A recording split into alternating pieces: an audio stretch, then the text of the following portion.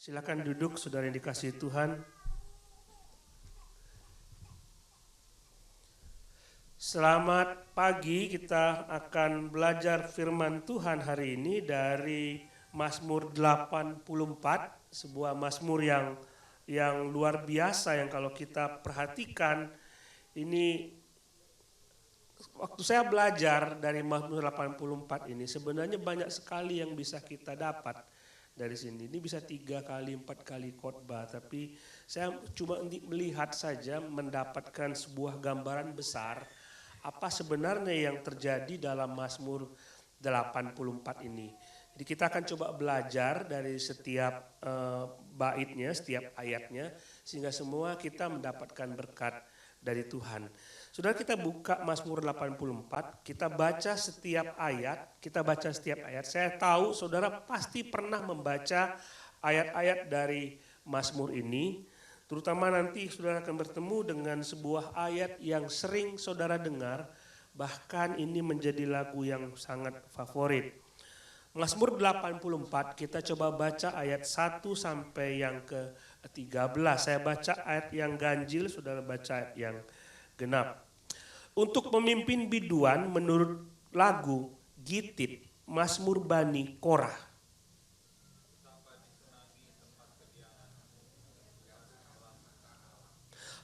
Jiwaku hancur karena merindukan pelataran-pelataran Tuhan.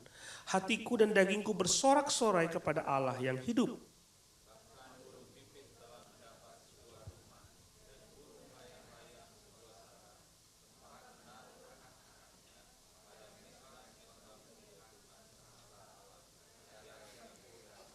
Berbahagialah orang-orang yang diam di rumahmu, yang terus-menerus memuji Engkau.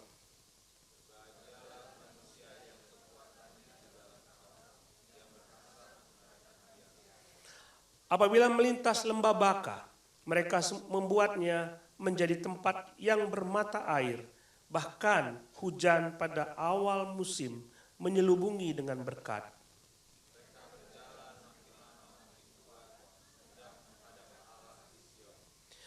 Ya Tuhan Allah semesta alam, dengarkanlah doaku dan pasanglah telinga, ya Allah Yakub.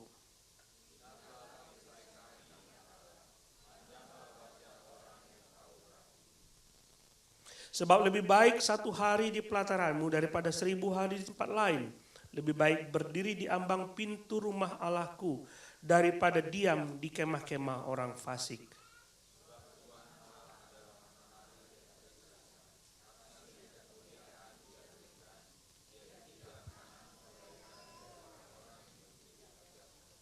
Ya Tuhan semesta alam, berbahagialah manusia yang percaya kepadamu. Kita coba lihat saudara, seringkali kita membaca sebuah judul Mazmur dan kita tidak tahu apa arti di dalam judul-judul tersebut. Jadi Mazmur ini memang kalau kita lihat Mazmur 84 ini di dalam Alkitab kita, LAI, itu tertulis judul Rindu kepada Kediaman Allah. Itu judul yang diberikan oleh LAI, padahal sebenarnya tidak ada, bukan itu judul asli dari Mazmur ini. Judulnya adalah Untuk Pemimpin Biduan menurut lagu Gitit, Mazmur Bani Korah. Jadi mereka ini, Mazmur ini adalah lagu-lagu dan tiap lagu di atasnya ditulis lagu ini lagu siapa, dinyanyikan seperti apa, dan siapa yang menyanyikan.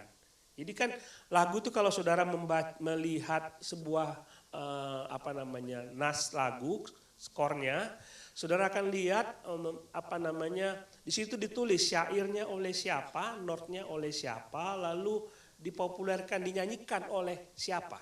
Selalu ada seperti itu. Demikian pula dalam Mazmur 84 ini ditujukan oleh orang untuk pemimpin biduan, pemimpin singer. Nah, lagu ini tidak tahu siapa penulisnya. Biasanya ada di dalam Mazmur, saudara akan ketemu dengan Mazmur Daud, Mazmur Salomo, Mazmur Musa. Ya kan sering ketemu kan itu. Mazmur ini adalah Mazmur Salomo, Mazmur Daud. Nah, ini tidak tahu penulisnya siapa.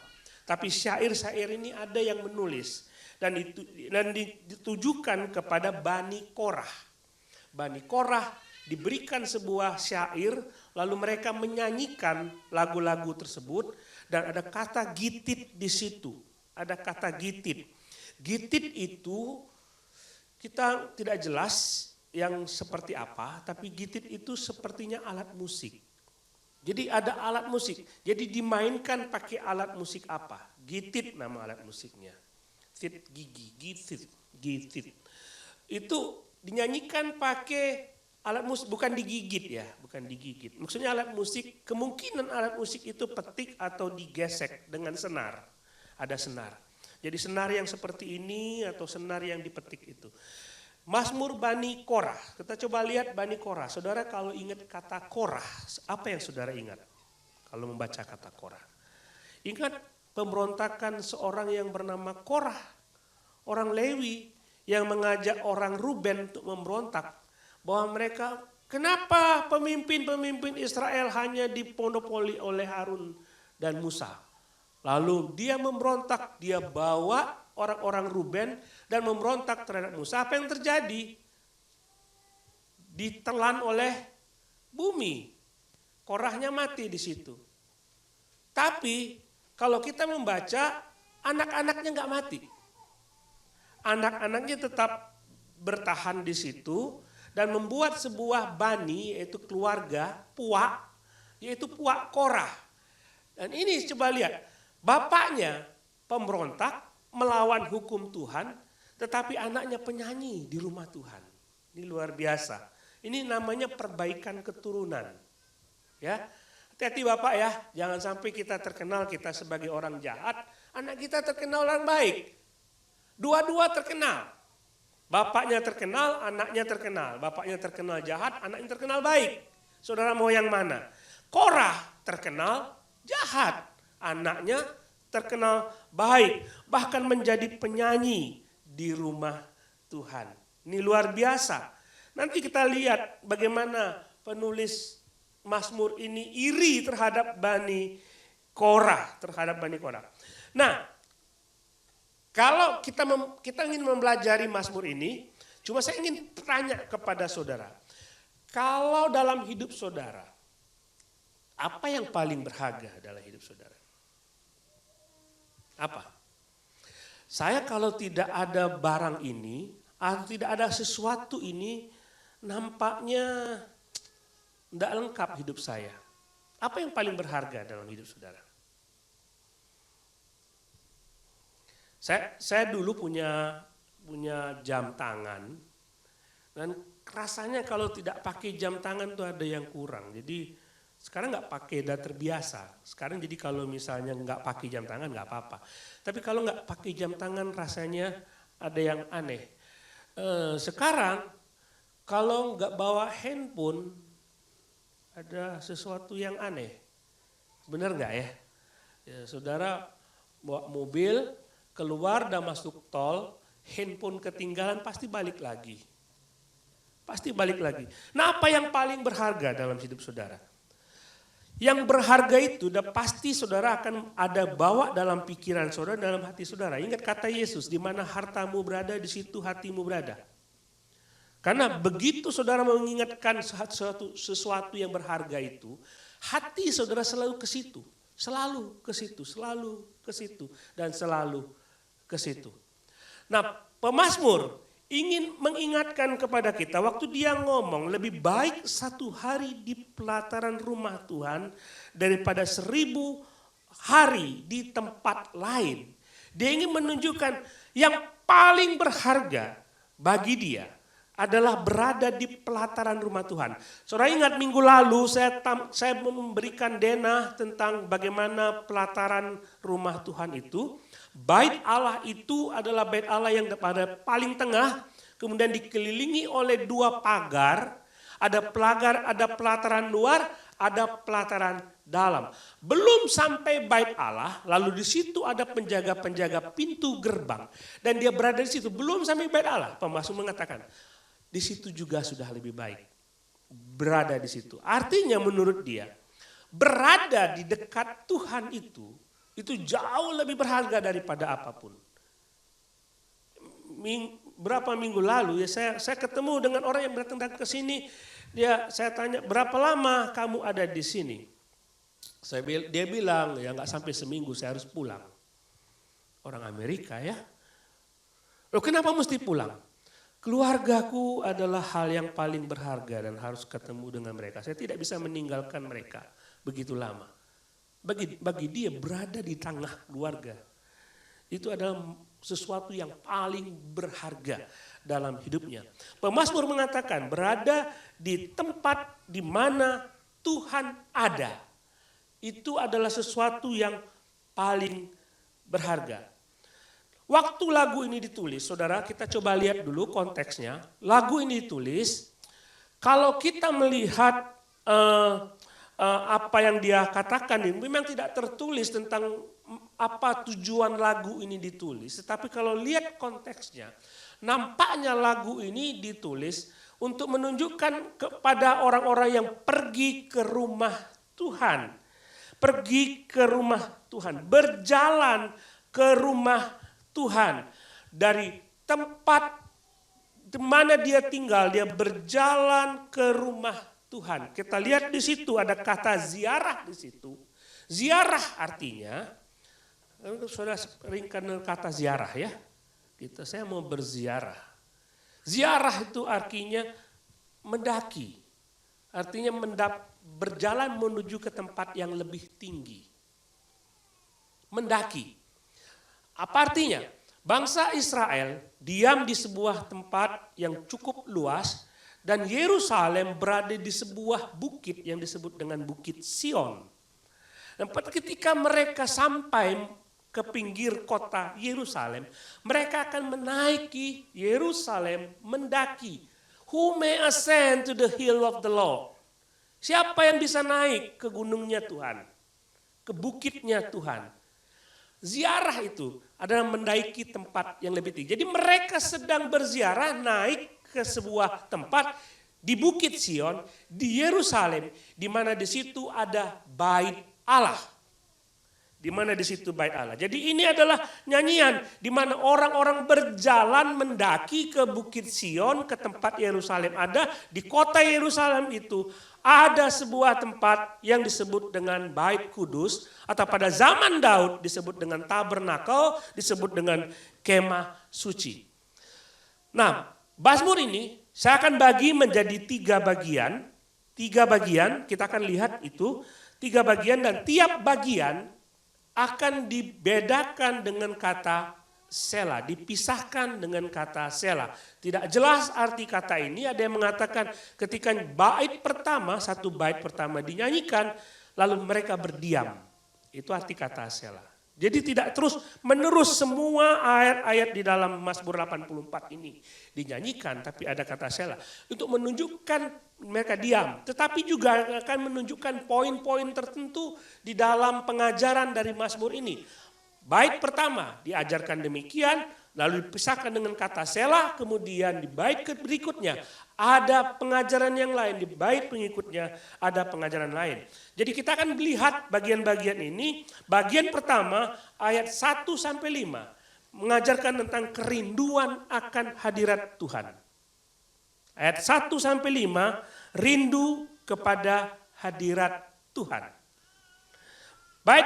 Bagian kedua ayat 6-9 berkat dalam hadir. Ada apa kok rindu dalam hadirat Tuhan? Kenapa? Kenapa rindu dalam hadir? Ada sesuatu yang menarik di dalamnya yang sangat saya nantikan terjadi di dalamnya. Jadi ayat 6-8 ada berkat di situ. Kita ada memperoleh kekuatan ketika kita berada di dalam hadirat Tuhan. Kemudian bagian ketiga ayat 10. Berkat dalam hadirat Tuhan memperoleh perlindungan dalam hadirat Tuhan. 3 bagian ini akan kita lihat bersama-sama. Bagian pertama yaitu kerinduan berada dalam hadirat Tuhan. Itu ditunjukkan dalam ayat kedua, betapa disenangi tempat kediamanmu Tuhan. Stop sampai di situ, kita akan melihat kata-kata ini, betapa disenangi tempat kediaman Tuhan. Di mana Tuhan berada? Suatu kali Daud mengatakan kepada Nathan, aku tidak merasa senang karena aku punya istana yang begitu luar biasa. Tapi Tuhanku tinggal di kemah, tenda. Kemah di mana waktu itu Musa buat, kemah dari kain, dari terpal dibuatlah seperti itu. Dan aku tidak tinggal di kemah, aku tidak tinggal di tenda, aku tinggal di istana yang megah. Tapi Tuhanku tinggal di kemah. Nah, Nathan mengatakan, baik, saya sampaikan kepada Tuhan, tapi Tuhan bilang begini, apakah Tuhan tinggal di tempat-tempat buatan manusia? Karena di sini disebutkan betapa disenangi tempat kediamanmu Tuhan. Tetapi kalau kita melihat gitu, apakah Tuhan tinggal di kemah-kemah buatan manusia? Tapi kalau kita lihat konteks pada masa itu, bait suci atau tabernakel itu melambangkan kehadirat Tuhan. Mereka kalau berada di luar bait suci itu, mereka merasa itu jauh sekali saya sama Tuhan. Jadi kalau saya tinggal dekat Yerusalem, berada di bait suci itu, saya merasa senang. Karena saya berada dekat sama Tuhan. Jadi bait suci pada masa itu melambangkan kehadiran Tuhan. Tuhan hadir di situ. Jadi kalau saya pergi ke situ, maka saya berada dekat dengan Tuhan.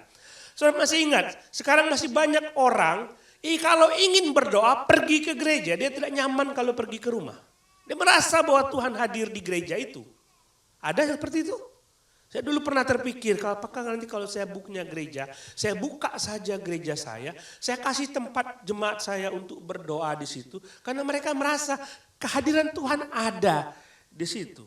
Nah kalau kita buka gereja, kita buat gereja TLCC, buat gereja situ sebuah gedung. Saudara hadir di situ dan saudara mengatakan Tuhan hadir di situ. Gereja lain buka, Tuhan hadir juga di situ. Saudara, Tuhan tidak hadir di tenda-tenda, Tuhan tidak hadir di bait suci, itu bukan kediaman Tuhan. Karena kehadiran Tuhan kita bisa rasakan di mana-mana. Tapi konteks pada masa itu, dia mengatakan bahwa ada kemah, ada tenda, disitulah aku ingin berada. Aku ingin diam bersama dengan Tuhan. Aku ingin diam bersama-sama dengan Tuhan. Di mana Tuhan berada, aku ingin berada di situ. Kira-kira seperti itu maksudnya. Kalau zaman dulu pergi ke bait suci, tapi kita buat zaman sekarang, kita tidak pergi ke bait suci, kita bukan orang Israel yang pergi ke bait suci untuk beribadah. Ingat minggu lalu, saya bilang kepada saudara, kita belajar dari firman Tuhan bahwa kita punya privilege. Khotbah minggu lalu ingat? Ibrani, kita punya privilege karena kita bisa menghampiri Allah secara pribadi. Jadi tidak perlu kita hadir di sebuah tempat, kita berada dimanapun kita berada, Tuhan pun hadir di situ. Dia mengatakan dia rindu untuk hadir bersama-sama dengan Allah.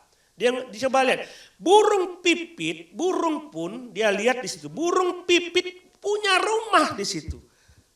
Bait suci adalah bait yang begitu luar biasa besarnya, saudara. Berapa kali lapangan bola itu pelataran itu? Pernah lihat lapangan bola ya? Besar nggak itu? Itu kira-kira hampir 2-3 kali lapangan bola itu besarnya. Pelatarannya itu. Dan punya tembok yang tinggi-tinggi dan begitu lama dibiarkan, burung bisa bersarang di situ. Burung pun punya rumah di situ. Aku nggak punya rumah katanya. Burung lebih beruntung dari aku. Dia bilang seperti itu. Burung punya rumah. Ini lihat kerinduan pemazmur. Dia lihat katanya, coba kita perhatikan di situ. Berbahagialah orang yang diam di rumahmu terus menerus memuji engkau. Ayat yang ke-5 situ. Ada orang-orang yang ditugaskan seperti Bani Korah yang masuk ke sana tiap-tiap hari nyanyi. Itu lebih beruntung, aku nggak tiap hari. Mereka pergi ke bait suci bisa kapanpun sebenarnya. Tapi secara resmi mereka 1 tahun sekali pergi berziarah ke bait suci dan beribadah kepada Tuhan. Beribadah. Dia iri dengan orang-orang seperti itu. Saudara apa tahu bahwa di dalam bait Allah hanya orang Lewi yang bisa masuk ke sana dan melayani orang lain, tidak bisa. Sudah saya pertunjukkan kemarin bagaimana ketatnya aturan-aturan di dalam bait Allah. Nah, kita bisa belajar apa? Kita bukan orang Israel, kita bukan orang Yahudi, kita tidak bisa masuk ke bait Allah, benar? Saudara coba pergi, siapa yang berani pergi ke Israel sekarang, naik kapal terbang, turun di sana, masuk ke bait Allah. Enggak ada bait Allah di situ. Mereka hanya berdiri di temboknya, tembok luar itu, tembok ratapan, hanya berdiri di situ. Bagi mereka itu udah luar biasa. Sudah luar biasa, mereka hadirat Tuhan. Tapi kita bukan mereka. Kita bukan mereka. Kita tidak mengatakan bahwa satu tempat menjadi tempat kehadiran Tuhan. Lalu di mana kita menjumpai hadirat Tuhan? Kita mau berada di dalam hadirat Tuhan. Amin ya. Saudara mau ya? Berada dekat Tuhan tiap-tiap saat. Mau. Tapi di mana kita bisa menjumpai itu? Nah, beberapa tahun lalu ada ibadah, bukan ibadah gereja kita, lalu WL dan penyanyinya sudah mulai luar biasa nyanyi semua, dibawa satu lagu selama 15-20 menit, diulang lagu satu lagi 15-20 menit, lalu sampai pada puncaknya merasa, oh hadirat Tuhan ada di sini. Hati-hati saudara, hadirat Tuhan beda dengan emosi. Karena begitu saudara nyanyi, emosi saudara dibawa dan merasakan bahwa Tuhan hadir. Hati-hati, Tuhan tidak hadir dengan cara seperti itu.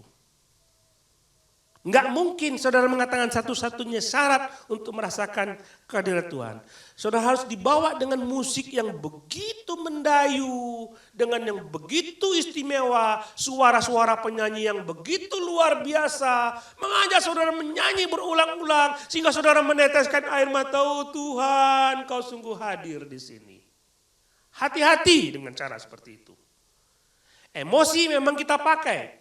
Tapi tidak emosi menjadi hal yang penting, paling penting dalam ibadah kita. Kalau saudara datang ke gereja dan tidak merasakan apa-apa. Semua di sini datang ke gereja.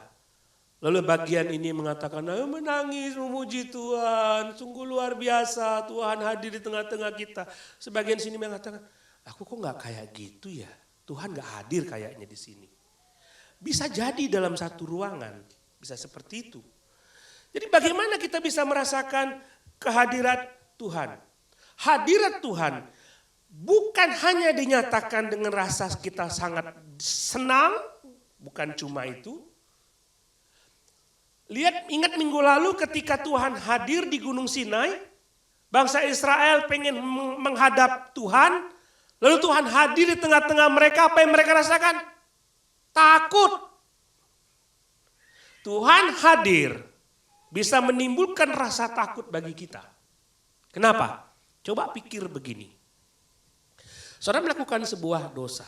Katakanlah hari ini saudara berzina. Dan malam ini saudara berdoa kepada Tuhan. Bagaimana cara saudara berdoa? Senang, aku diberkati Tuhan. Saudara pasti akan penuh dengan rasa takut, karena ada dosa di situ. Tuhan singkapkan itu semua.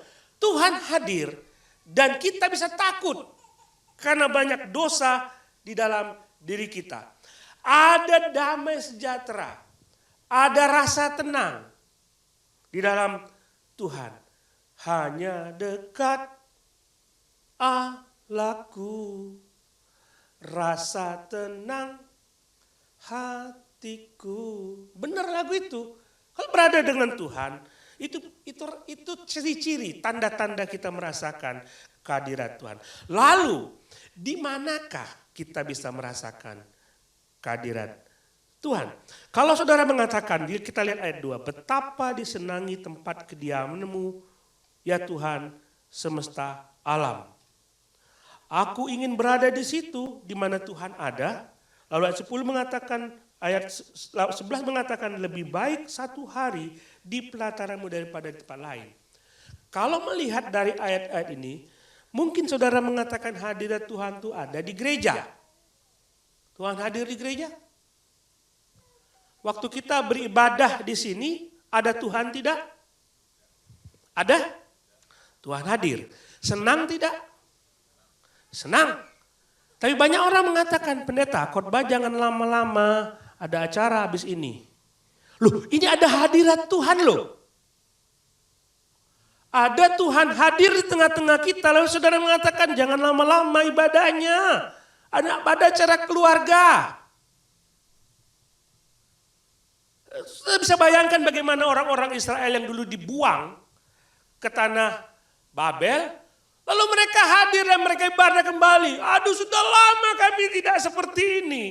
Lalu mereka dari pagi sampai sore hadir di situ. Mereka rela tidak makan hanya untuk memuji dan mendengarkan firman Tuhan.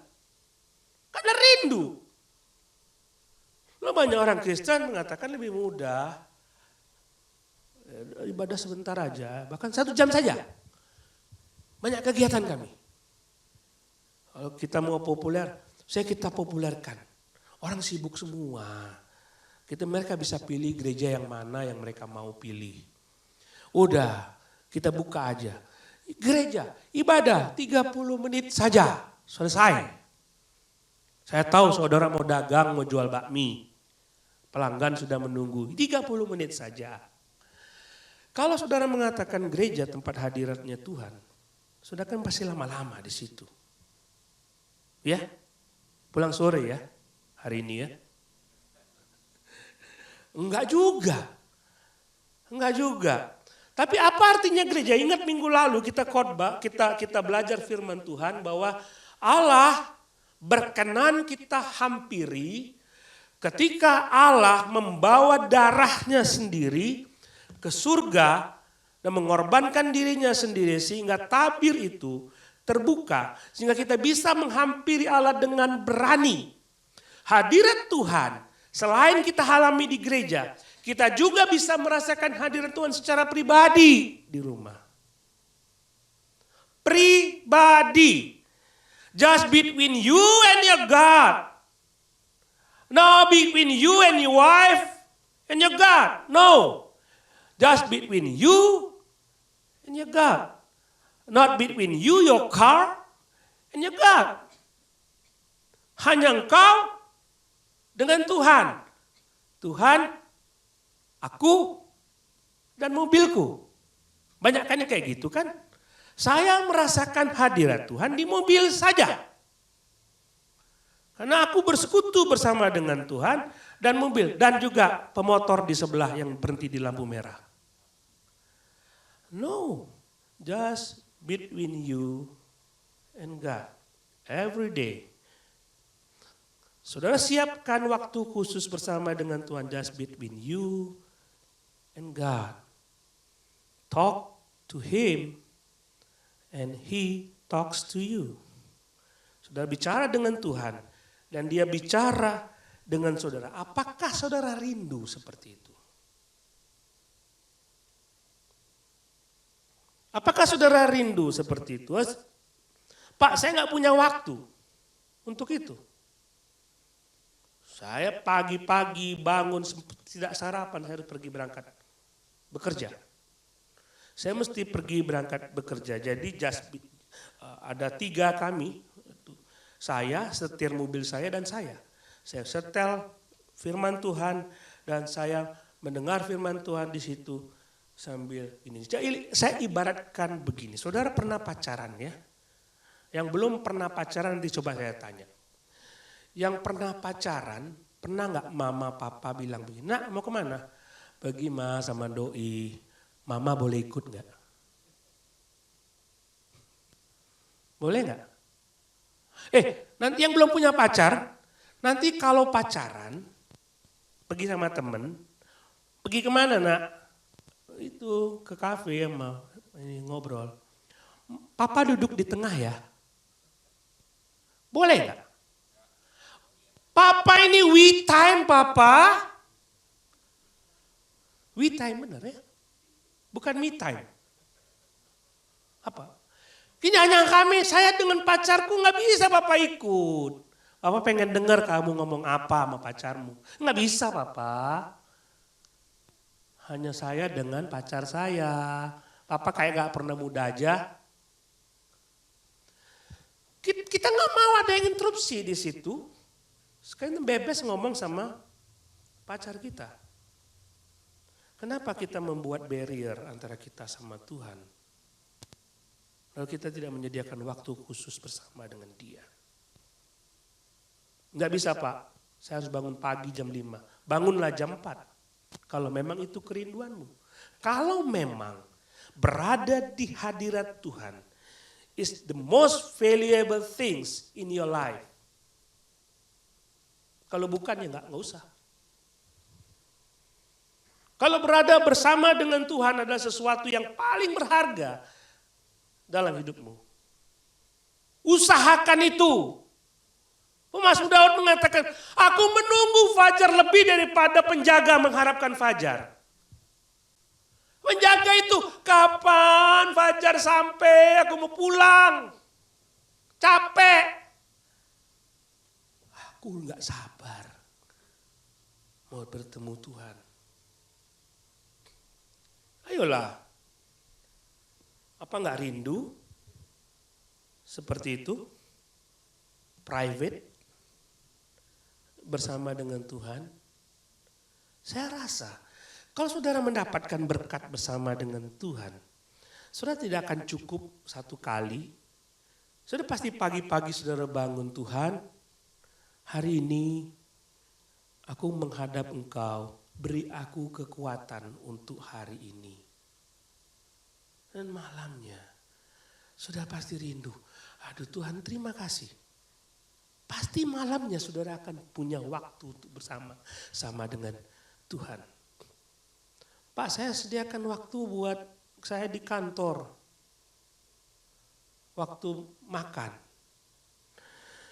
Saya tidak mengatakan itu jelek. Saya tidak mengatakan bahwa saudara mendengarkan firman Tuhan melalui YouTube jelek. Saudara bisa puter pakai HP firman Tuhan, buat dengar podcast dimanapun. Saya tidak mengatakan itu jelek. Tapi ada saatnya saudara bersama dengan Tuhan menangis di situ. Ada saatnya saudara bersama-sama dengan Tuhan tertawa di situ. Merasakan sukacita di situ. Kita perbaiki saudara, minggu lalu kita bicara mengenai gereja.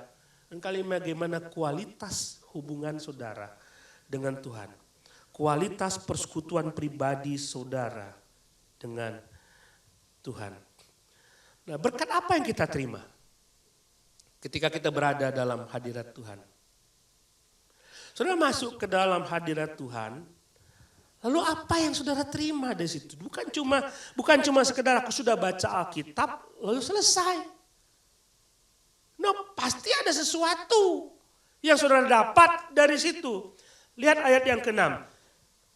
Berbahagialah manusia yang kekuatannya di dalam Engkau, yang berhasrat mengadakan ziarah. Apabila melintas lembah Baka, mereka membuatnya menjadi tempat bermata air, bahkan hujan pada awal musim yang menyelubunginya dengan berkat. Ada kekuatan di situ disebutkan. Berbahagia manusia yang kekuatannya berasal di dalam Engkau. Dan ayat 7 mengatakan ada lembah Baka. Ini bukan alam Baka. Ini lembah Baka. Lembah Baka kita tidak jelas lembah Baka itu ada di mana. Ada banyak referensi tentang lembah Baka. Tapi kemungkinan ini adalah lembah Refaim. Jadi waktu mereka berziarah ingin masuk ke Bait Allah, naik ke Yerusalem, mereka pasti melewati lembah Refaim. Dalam Refaim itu, dalam lembah itu banyak sekali ditumbuhi pohon-pohon balsam. Pohon-pohon balsam ini itu identik dengan kata baka. Identik dengan kata baka. Dan baka sendiri punya arti menangis. Baka sendiri punya arti menangis. Kalau orang menangis melewati lembah Baka, mereka menangis di situ. Punya banyak persoalan, mereka akan mendapatkan kekuatan baru dari Tuhan. Menangis, saudara. Apa yang menyebabkan kita menangis? Banyak. Ada dosa yang membuat kita menangis. Daud menangisi dosanya. Yeremia menangisi dosa Israel. Yang lain menangisi persoalan-persoalan hidupnya. Menangis. Kita bisa menangis karena banyak sekali persoalan beban hidup yang berat.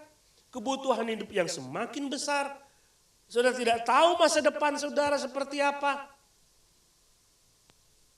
Takut. Dan kita menangis karena itu. Dan setiap orang Kristen, walaupun sekarang dia merasa ada sukacita yang besar dalam hidupnya, semua kebutuhan hidupnya dipenuhi. Tapi ada satu titik di mana saudara akan menangis di hadapan Tuhan karena persoalan-persoalan hidup yang begitu besar. Bukan cuma masalah ekonomi. Masalah yang lain pun saudara bisa menangis di hadapan Tuhan. Dan saudara akan mendapatkan kekuatan baru dari situ. Ketika bertemu dengan Tuhan, saudara pasti akan mendapatkan kekuatan baru. Kalau saudara, selama hidup saudara, saudara merasa beban begitu besar dan selalu ngomel, aku punya beban besar, aku punya beban yang begitu berat, aku punya. Masalah itu saudara akan menghantui pikiran saudara. Satu-satunya cara adalah saudara datang kepada Tuhan dan saudara mendapatkan kekuatan dari Tuhan. Sekalipun masalahnya tetap ada, tapi the power of God, kuasa dari Tuhan membuat saudara bisa menghandle itu semua. Bagaimana cara saudara? Saudara bersama dengan Tuhan. Diam bersama-sama dengan Tuhan. Saya ambil contoh saudara, lihat Kisah Para Rasul 23:11. Kisah Para Rasul pasal 23:11. Pada malam berikutnya Tuhan datang berdiri di sisinya dan berkata, kuatkanlah hatimu, sebab sebagaimana engkau dengan berani telah bersaksi tentang aku di Yerusalem, demikian juga hendaknya engkau bersaksi di Roma. Ini kisah Rasul Paulus. Ketika dia mengatakan kepada jemaat di Efesus, aku pergi ke Yerusalem dan aku tahu bahwa mungkin aku menghadapi penjara di situ. Dan dia disidang di bait Allah dan dia disidang oleh banyak imam-imam kepala dan dia dipenjara, ditahan di situ. Dan banyak komplotan orang ingin membunuh Rasul Paulus. Padahal dia memberitakan Injil. Tapi malam itu Tuhan hadir bersama-sama dengan dia. Nggak ada yang lain. Just Paul and God. Just hanya Yesus bersama dengan Paulus. Malam itu. Di penjara itu. Tempat yang sepi itu Tuhan hadir tengah-tengah dia. Memberikan kekuatan kepadanya. Persoalannya tidak hilang karena dia masih di borgol. Dan dia akan disidang oleh Agripa dan akan dibawa ke Yerusalem. Persoalannya tidak selesai. Tapi dia punya kekuatan bersama dengan Tuhan. Kalau saudara punya banyak persoalan. Dan saudara merasa stres. Jangan salahkan Tuhan. Kalau saudara tidak punya waktu bersama-sama dengan dia. Karena saudara tidak akan punya kekuatan baru. Bersama-sama dengan Tuhan. Buat komitmen. Kalau orang lain bisa bangun pagi untuk membaca Alkitab bersama-sama dengan Tuhan. Tuhan, aku ingin mendengar suaramu, berbicaralah. Saudara pasti bisa. Biasakan itu. Mungkin berat, tapi saudara akan terbiasa dengan itu. Saudara rindu enggak seperti itu? Ada kekuatan baru dari Tuhan. Saudara tidak tahu apa yang ada akan saudara hadapi ke depan. Saudara tidak tahu bisnis saudara nanti akan seperti apa. Takut. Tapi Tuhan ada di situ. Memberi kekuatan. Apa yang terjadi pada Joshua? ketika ditaruh beban di dalam dirinya untuk mengalahkan Kanaan. Aku bukan Musa. Aku bukan Musa. Aku nggak bisa mengalahkan Kanaan. Musa begitu hebat bagiku. Tapi Tuhan datang kepadanya. Yosua, jangan takut, jangan gentar, jangan tawar hati. Dia bersekutu bersama dengan Tuhan. Dan ada kekuatan untuk melakukan firman Tuhan. Apa yang terjadi dengan Yakub? Ketika dia pergi untuk menghampiri Esau kakaknya. Sudah sekian lama dia berpisah. Dan dia tahu kakaknya mungkin mengancam dia, akan membunuh dia. Malam itu dia bergumul dengan Tuhan. Malaman dia bersama dengan Tuhan. Just Jacob and his God. Semalam-malaman bersama dengan Tuhan. Besoknya Tuhan memberkati dia. Dan namanya dirubah jadi Israel. Dan dia punya keberanian untuk bertemu dengan Yakub, kakaknya. Itu kekuatan dari Tuhan. Saya tidak tahu apa yang akan saudara hadapi ke depan bisnis saudara, apapun itu. Tapi the power of God akan turun ke atas saudara. Dan saudara akan mendapatkan kekuatan baru. Ayat 10 kita lihat. Lihatlah perisai kami, ya Allah. Pandanglah wajah orang yang engkau urapi. Coba perhatikan kata-katanya 10. Lihatlah perisai kami. Perisai kami, kalau saudara berperang, sudah pasti punya perisai. Oke? Dan pandanglah wajah yang kau urapi. Siapa yang diurapi? Raja. Raja diurapi. Sebagai orang yang bertanggung jawab untuk dapat melindungi rakyatnya. Dan dia mengatakan, lihat Tuhan perisai kami, lihat raja kami yang bertanggung jawab untuk melindungi kami, memelihara hidup kami.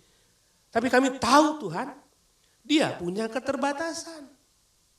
Saya tidak bisa mengandalkan dia. Saya tidak bisa mengandalkan raja kami, kita nggak bisa. Dan dia mengatakan dalam ayat 12, Allah adalah perisai. Coba kita baca ayat 12. Sebab Tuhan adalah matahari dan perisai. Bukan raja manusia, bukan orang. Kami tidak punya kuasa untuk melakukan apapun. Hanya Tuhanlah yang sanggup memelihara hidup kami. Bukan raja. Kami tidak mungkin bersandar kepada raja kami. Lihat ayat 12. Dan ia tidak akan menahan kebaikan bagi orang yang hidupnya tidak bercela. Tuhan tidak akan menahan kebaikannya. Amin. Bagian itu amin ya. Tapi ini terjadi. If you are in the presence of God. Tuhan tidak akan menahan kebaikannya kalau saudara tiap-tiap hari berada di dalam hadirat Tuhan. Berkat itu dicurahkan kepada orang-orang yang hidupnya tidak bercerah. Yang mengandalkan Tuhan senantiasa, yang hadir bersama dengan Tuhan selalu. So please, give your time to your Lord.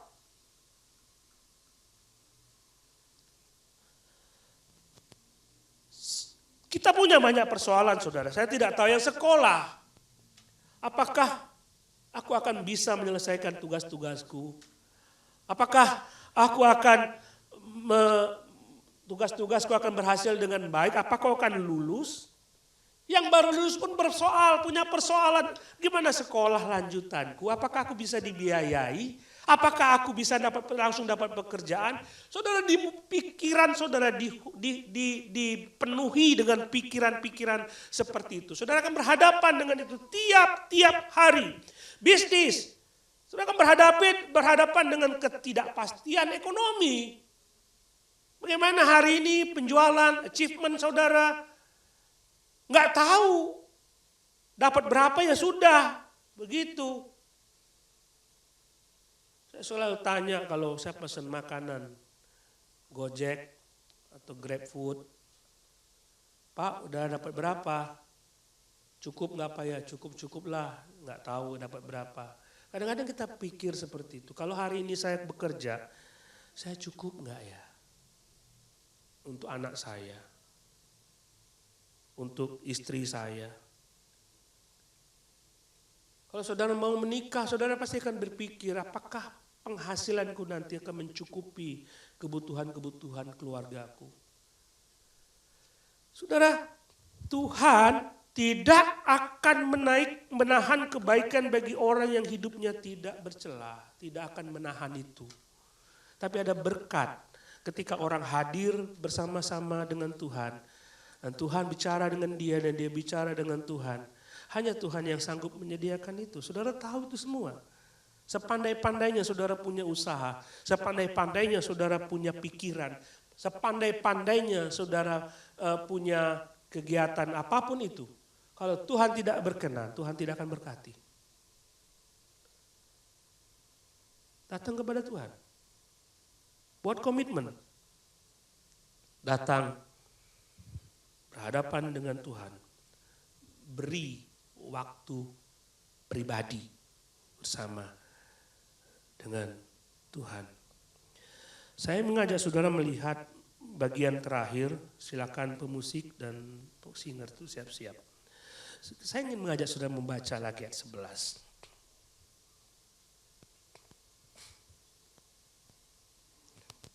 Bagian A. Sebab lebih baik satu hari di pelataranmu daripada 1000 hari di tempat lain. Amin. Lebih baik satu hari bersama-sama dengan Tuhan daripada 1000 hari aku tidak pernah bersama-sama dengan Tuhan. Amin. Artinya aku tidak akan bersama dengan Tuhan tiap-tiap hari. Ketika aku bersama dengan Tuhan, He give me strength. Dia memberikan kepada kita pemeliharaannya, dia menguatkan kita. Sudah bisa ngomong apa saja kepada dia. Just give your time, your best time to God. Mari kita berdoa.